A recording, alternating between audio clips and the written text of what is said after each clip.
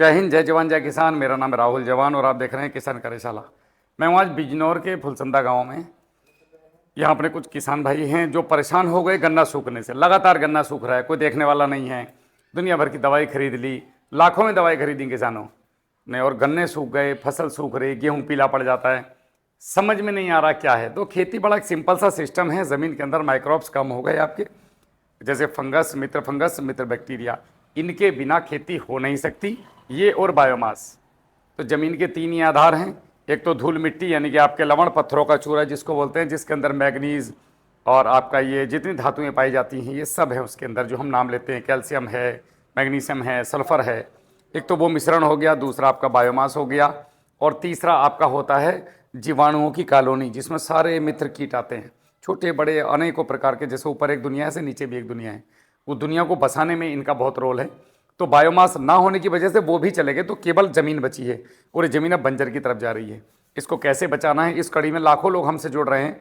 और मैं बहुत धन्यवाद करूंगा इनका, भैया का, जिन्होंने यहाँ हमारी चीज़ों को अपनाया। और ओमवीर जी हमारे एक मित्र हैं जो अभी कैमरा पकड़े हुए हैं, उन्होंने इन भैया को ये बताया कि आप ये चीज़ें करो, मैं अपने खेत में कर रहा हूँ तो आपको बहुत अच्छे रिजल्ट आएंगे।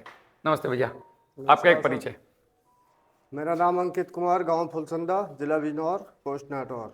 अंकित भाई, पहली बार कैसे पता चला इनके बारे में? पहली बार सर मुझे पता चला ओमवीर इनसे। आ जाओ, आप भी आ जाओ जी से। जी, ओमवीर जी से। तो जैसे आपके ये सब गांव वाले होंगे, परिवार वाले, जी। क्या अनुभव आपके लगे ओमवीर जी के देख करके? ओमवीर जी के खेतों में ऐसा क्या है जो बाकी खेतों में नहीं मिला, और खर्चे में क्या कमी आई, मतलब क्यों गए इस तरफ? मैं इनकी एक जो है खेत पर गया था। अच्छा। तो इनका जो गन्ना था एक चक्रोड़ के पास, तो उसमें अच्छा मिट्टी अच्छी थी। अच्छा, मिट्टी बढ़िया लगी आपको देख के, और ग्रोथ ग्रोथ भी ठीक थी। ग्रोथ भी बढ़िया थी। आसपास की कैसी लगी? आसपास में अभी वो बच्चा बता रहा था हमें कि पूरा, आ जाओ बेटा इधर। आसपास में अंतर, आसपास से बहुत। तुम्हारे गांव में इस समय क्या समस्या है जो मुझे बता रहे थे थोड़ी देर पहले, कि यहाँ से सूखना शुरू हो रहा है और वहाँ तक सूखना ही गन्ना? सभी का गन्ना सूखता हुआ जा रहा है इस टाइम। इसके पापा हमारे बहुत अच्छे दोस्त थे, वो अभी इस दुनिया में नहीं हैं। एक दिन हमें भी उनके पास जाना है। और ये लड़का है जिसने बिजनौर में एप्पल की केयर की। इसके पिताजी ने सेब के कुछ पौधे लगाए थे और बहुत अच्छी फ्रूटिंग आई, और उसके बाद फेमस भी सेब ने किया। मैं इसको समझा रहा था थोड़ी देर पहले कि गन्ना फेमस नहीं कर सकता, ऐसी चीज़ करो जो कोई नहीं कर रहा है और जो हमारे आने वाली नस्लों के लिए एक उदाहरण बन सके। तो तुम्हारे पिताजी ने एक उदाहरण क्रिएट करा, उसके लिए तुम्हारे इतने यूट्यूबर इतना वीडियो बनाने आए। नहीं तो कोई गन्ने की वीडियो बनाना है कभी?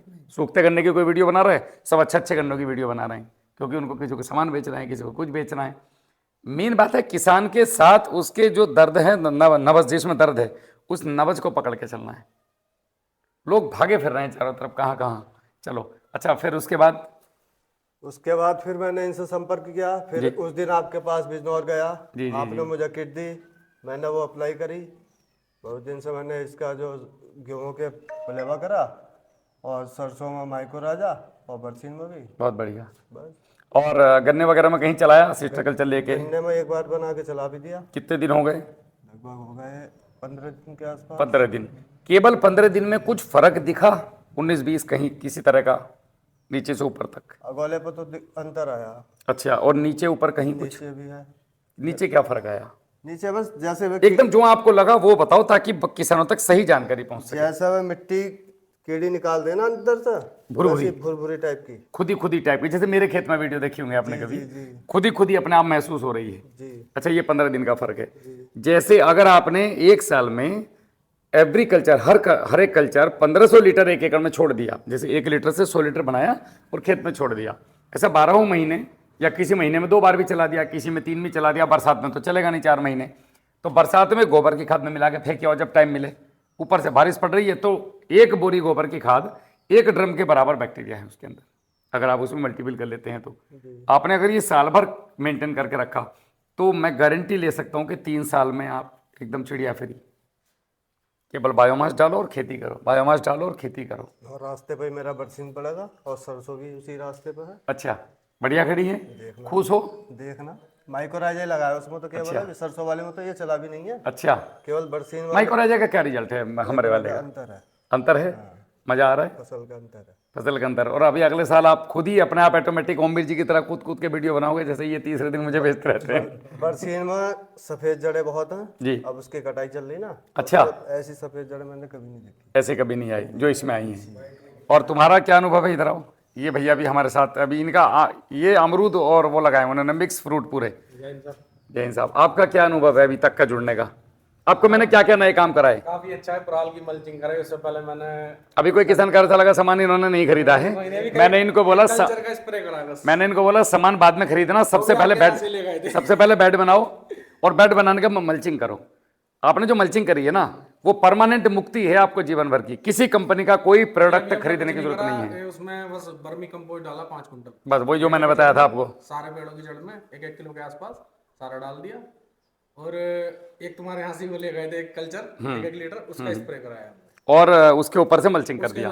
अभी फरवरी में गन्ने की मल्चिंग फिर कर देना होगा, फरवरी मार्च में। उस पर डाल देंगे। और फिर दोबारा मार्च के बाद अप्रैल मई जून के बाद जैसे जुलाई के बाद ये फिर दोबारा धान मिलेगा, एक मल्चिंग वो।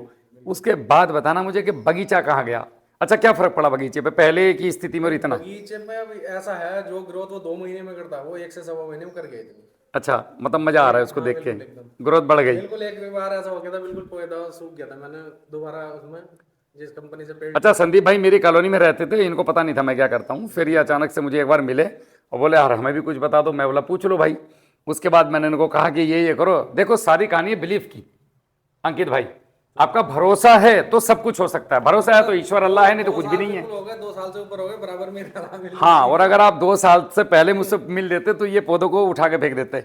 इनके पे तो कलियां भी आनी शुरू हो गई। ओमबीर जी वाले पे 4 महीने हुए हैं अभी। फ्रूटिंग तो हो रही है हमारे पे भी जी। तो अभी लेकिन ओमबीर जी को फ्रूटिंग नहीं लेना है, 1 साल से पहले फ्रूटिंग मत लो। और आपका अनुभव बढ़िया रहा हमारे साथ जुड़ने का। पहले भैया बहुत डाउट में थे कि मैं इधर जाऊं ना। अच्छा, किसान की गलती नहीं है। हो क्या रहा है आजकल, हर आदमी हमारा भला करने के चक्कर में अपना भला करके भाग जाता है। हम साला जहाँ खड़े थे 2 कदम और पीछे आ जाते हैं अगले साल। वो लोग मजाक उड़ाते हैं। हाँ भाई, कैसी रही ये बात सही है। ओमबीर जी भी कह रहे थे गुरु जी मजाक ना बन जाए। मैं बोला यार देखो, पहली बात तो मैं मजाक बनाने वाला आदमी नहीं हूँ। तुम करो, मैं साथ में खड़ा हूँ। जैसा भी है कम और ये 4 महीने की शुरुआत है इनकी। 4 महीने पहले तो मुझे मिले थे ये। गन्ने की बुवाई से अगर मुझे टकरा जाएं तो पूरी स्टार्टिंग खेत की तैयारी से लेकर फिर देखो आप कोई सी चीज़ कहाँ से कहाँ पहुँचती है। सबसे बड़ी बात है हमें ज़मीन ठीक करनी है, जो सबसे ज़रूरी है। उसके बाद हमें अपना खर्चा कम करना है। खर्चा हम पहले ही बार में आपका लगभग 30% कम करा देते हैं और अगली बार में और 30%, मतलब 1 से 1.5 साल के अंदर अंदर हम आधे पे आ जाते हैं। ज़मीन जितनी आपकी इस साल है अभी जो भी है उसकी रिपोर्ट आ रही है, अगली बार जब आप उसकी रिपोर्ट करेंगे 6 महीने साल भर के बाद, तो आपको बहुत डबल बेहतर स्थिति में मिलेगी। और जहां आपकी ज़मीन का ऑर्गेनिक कार्बन 1 से 2 के आसपास पहुंचा, तो ये किसी उत्पाद की आपको कहीं ज़रूरत नहीं है। ये बैक्टीरिया की भी नहीं है, फिर फंगस की। ये ऑटोमेटिक ग्रो होंगे, ये ज़मीन में बढ़ते हैं। ये तो एक बार डालो जीवन भर चलते रहेंगे। लेकिन ज़मीन में पैथोजेंस बहुत है, कंटेमिनेशन हो रहा है, इस वजह से हमें बार बार डालने पड़ रहे हैं। हम बहुत बवाल डाल के बैठे ना अंदर, वो बवाल एक दिन में नहीं निकलेगा। लेकिन हमने ऐसा दे दिया, घर पे बना के दे दिया। अगर ये बोतलों में बेचें तो ये तो लाखों का है, लेकिन दे दिया भैया बनाओ और अपने खेतों में चलाओ, मुक्ति पाओ। तो इस तरफ सभी किसानों को आना पड़ेगा। एकजुट मिल करके अगर नहीं जाएंगे तो नेचुरल फार्मिंग की तरफ कभी नहीं आ सकते। और नेचुरल फार्मिंग बहुत ज़रूरी है, उसी से भला होने वाला है देश का। और जिसके पास खेती होगी साहब आने वाले टाइम में दुनिया में, वो राजा होगा, ये बात याद रखो। और हमारे देश के पास खेती के अलावा हमारी भी साथ क्या, हमें जानना कौन है, खेती से हमारी पहचान है। तो बालकों को खेती से दूर मत करो। हम लोग क्या करते हैं, खेती में कुछ ना रखा, बहुत कुछ है, आपने नहीं किया तो बच्चे को मत डराओ। लोग फौज के बारे में बोलते हैं साहब बड़ी तंगी की नौकरी है, मज़ा नहीं आया मुझे, मैं तो बस टाइम काट रहा हूँ। हमने करी, जब हमसे पूछो मैं तो बड़ा मज़ा आया, मेरा तो अब भी मन करता है वापस जाऊँ। अगर फौज महीने में बुलाए 15 दिन के लिए तो मैं जाने के लिए तैयार हूँ। तो डिपेंड करता है आप उसे कितनी इज्जत दे रहे हैं। किसान अपने काम को अगर इज्जत नहीं देगा, हल वाला अगर अपने हल की पूजा नहीं करेगा, तो दूसरा क्यों करेगा आपकी हल की पूजा। तो हमें सम्मान भी देना है। और किसान का सम्मान ये है कि हमें इज्जत करनी है अपने धंधे की। ये खेती हमारी पूरा धंधा है, हमारी रोजी रोटी है, हमारी पहचान इससे है, तो हमें इसके सम्मान करना है। बच्चों को बताना बेटा कुछ नया करके होगा। अगर ये सेब इसके पास 5 बीघा होता और 30 रुपये किलो भी जाता तो क्या रुपये का था भाई, हिसाब जोड़ियो। कम से कम 20-30 किलो सेब आया होगा एक पेड़ पे। 15 से 20 किलो 15 किलो मान लेते हैं, 40 रुपये किलो तो सेब बिकी जाता जा। 600 रुपये का पेड़ हो गया। कितने बाई कितने पे थे, 8 बाई 10 पे है। 8 बाई 10 पे 10 8 80, 80 का मतलब है लगभग 600 पेड़ एकड़ में। लगभग कितने को हो गए भाई, 15 किलो सेब आए, 600 रुपये का हो गया। 6 छंग 36, 3.5 लाख रुपए के। एक बार लगाया तूने बस, तेरे पिताजी ने, अब वो 40 साल चलेगा। करना क्या है तूने, उसके नीचे पुराल बिछानी और केवल गोबर कच्चा घोल के उसकी जड़ में देना है और कुछ नहीं देना उसको। और तुझे दे क्या रहा है वो साल के 3.5 लाख। 3.5 लाख को 12 से डिवाइडेड कर दो, चल 50 भी काट, 3 लाख को कर ले 12 से डिवाइडेड, 12 या 36, 27,000 रुपए सैलरी हर महीने घर बैठो, 5 बीघे सेब से। तो नौकरी चौथी बढ़िया है किसी की, या मेरा सेब ठीक है? क्या घंटे काम करेगा सेब में? दिन का और 27,000 रुपए में हुआ कांच उतार देंगे तेरी, 8 घंटे तो बजाएंगे तेरे से, नौकरी करवाएंगे को जी। तो खेती बेटर है कि नौकरी? खेती लाख गुना बेटर है। हमें करनी नहीं आती तो हम जबरदस्ती खेती को दोष देते हैं। क्यों भाई जी, मैं गलत तो नहीं कह रहा? सही बात। मेरे आंकड़े गलत तो नहीं है? तेरा सेब है, तूने उगाया, मैं तो अभी इस पेड़ों पे भी नहीं गया, तेरे पापा के साथ ही गया था कभी। सिंपल सा आंकड़ा है। और जो लोग को पता चलेगा ये जहर मुक्त है, तो लोग तेरे से, तेरे फुलसंदे के ही लोग 100 रुपए किलो भी ले जाएंगे खरीद के। कब यार बाजार से लाओ, हम तो इससे लाएंगे लौंडे से। तो फिर कितने रुपए किलो बिका?